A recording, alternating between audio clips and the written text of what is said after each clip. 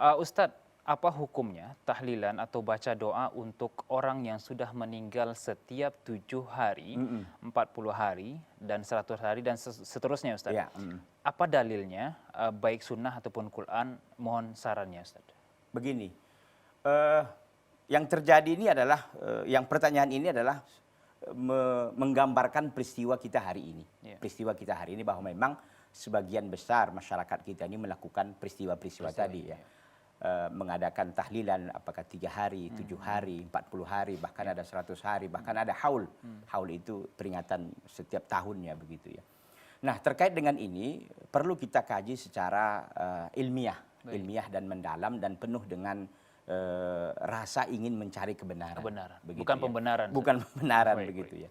Yang pertama kalau ditanya mana dalilnya Pak Ustadz? Ah, kan begitu. Iya. Nah, dalam kita beragama ini ya, dalam kita beragama ini tunggu dulu dalil baru kita beramal. Jangan beramal dulu baru cari-cari dalil. Ini yang salah paradigma selama ini kan begitu. Baik. Nah, cara pandang kita dalam Islam ini enak gitu. Santai kita dulu, kalau nggak ada dalil nggak usah kerja gitu, nggak usah beramal gitu kan. Kalau ada dalilnya baru kita. Nah, ini kalau ditanya ada dalilnya Pak Ustadz, kita bagaimana menghadirkan dalilnya orang nggak ada? Kan begitu, dari Al-Quran dan Sunnah. Jadi intinya begini, terkait dengan perkara-perkara ini bahwa ini adalah sesuatu yang tidak pernah diajarkan ya di zaman Nabi SAW. Nabi tidak pernah mengerjakannya. Para sahabat juga tidak melakukannya, tabi'in dan yang lain-lain. Intinya bahwa perkara ini perkara yang diada-adakan dan perkara yang tidak ada dasar dan landasannya dari sunnah maupun dari Al-Quranul Karim.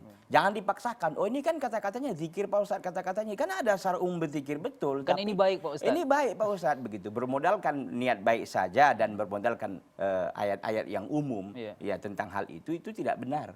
Nah, makanya kata para ulama begini, terkait dengan peristiwa ini perlu kita lihat penjelasan para ulama. Paling tidak ada 3 kategori kapan sesuatu itu dikatakan keluar dari sunnah atau tidak sunnah. Yang pertama adalah apakah Nabi Shallallahu Alaihi Wasallam mampu melakukannya, lalu Nabi tidak lakukan, berarti itu tidaklah disunahkan atau bukan bagian dari agama ini. Nah, kalau kita lihat peristiwa kematian di zaman Nabi ada banyak begitu kan. Apakah Nabi SAW tidak mampu melakukannya untuk tahlilan itu? Saya kira Nabi adalah rajanya untuk melakukan itu. Kalau seandainya pun itu ada gitu kan. Artinya bahwa kalau dari sisi kemampuan ada, tapi Nabi nggak melakukan, sahabat nggak melakukan, berarti menunjukkan bahwa ini sesuatu yang tidak sunnah. Satu, yang kedua adalah apakah ada keadaan yang mendorong untuk melakukan itu? Tentu ada. Peristiwa kematian banyak sekali.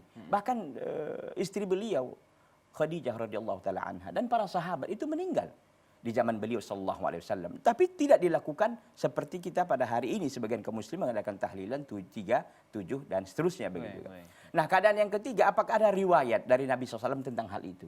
Ketiga hal ini kita cross check. Ternyata tidak ada. Berarti yakinlah kita bahwa itu tidaklah bagian dari Islam, bukan sesuatu yang dianjurkan dan bukan sesuatu yang sunnah. Jadi kita santai. Makanya pada hari ini kan ketika ada ahli musibah meninggal keluarganya, dia sibuk. Bukan hanya mikirkan pelaksanaan fardu kifayahnya. Dia memikirkan pasca fardu kifayah itu. Itu yang paling menyulitkan. Menyidangkan makanan, menyidangkan minuman. Sibuk dengan tamu, bahkan mungkin ngutang-ngutang. Karena untuk menjaga nanti orang bisa pokak telinga. Artinya nanti orang bisa menceritakan, dulu dia meninggal nggak ada dihormati kita. Makanan pun biasa-biasa aja, ya tahlilannya biasa-biasa juga. Gitu. Jadi ini bisa terjadi seperti itu. Intinya bahwa ini tidak ada sama sekali anjuran dan sunnahnya dari Rasulullah Sallallahu Alaihi Wasallam. Wallahu taala. Baik, jazakumullah khairan Ustaz. Dan mudah-mudahan Pak Toto Sulawesi Tengah mendengarkan jawaban dari Ustaz, dan mudah-mudahan kita semua yang mendengarkan dan menyaksikan program ini benar-benar memahami apa yang sudah disampaikan oleh Ustaz Abdul Rashid barusan.